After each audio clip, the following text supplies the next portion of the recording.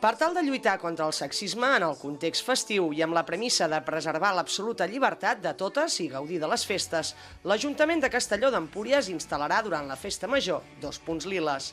En aquesta ocasió s'ha decidit comptar amb aquests espais tant divendres com dissabte a la nit, a la pista de la Sala Polivalent, on tindran lloc els concerts. El punt lila pretén oferir un espai de sensibilització en relacions d'igualtat i respecte, però sobretot un punt de suport i assessorament, atenció i seguretat per les dones, per tal de prevenir i abordar qualsevol de les situacions de violència masclista que es pugui generar en aquest context. Amb aquest objectiu, els punts liles, punts d'informació i assessorament, reparteixen material de sensibilització i ofereixen atenció i acompanyament per les possibles víctimes d'agressions. Sí, doncs com sempre intentem fomentar i reforçar aquesta seguretat perquè tothom pugui gaudir d'unes festes amb llibertat i hi haurà punts lila tant el divendres com el dissabte a la nit. A més, el que volem explicar és que són uns punts lila que són més complets d'altres vegades, són com els que vam portar per Carnaval, que el que tenen és 2 persones, una persona que estarà fixa i una altra que va itinerant amb l'objectiu d'intentar estar més alerta de possibles situacions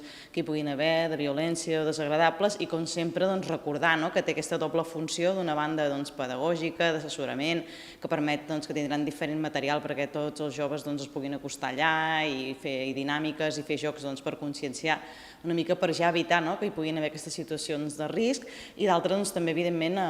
d'actuació en cas que algú tingui algun problema o detecti alguna persona que pugui tenir algun tipus d'agressió que pugui accedir-hi i puguem erradicar-ho perquè, com sempre, estaran coordinats amb tots els serveis de seguretat, amb la comissió de festes, etc.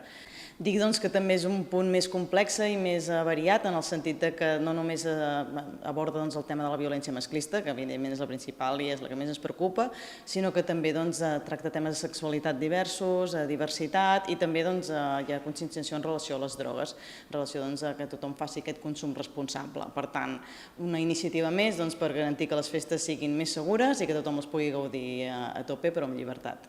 És important destacar que els punts liles no són només per a les persones agredides, sinó que també serveixen per a les persones que presencien qualsevol tipus d'agressió i ho puguin comunicar, ja que aquest espai té el suport i està en coordinació amb la policia local i els Mossos d'Esquadra.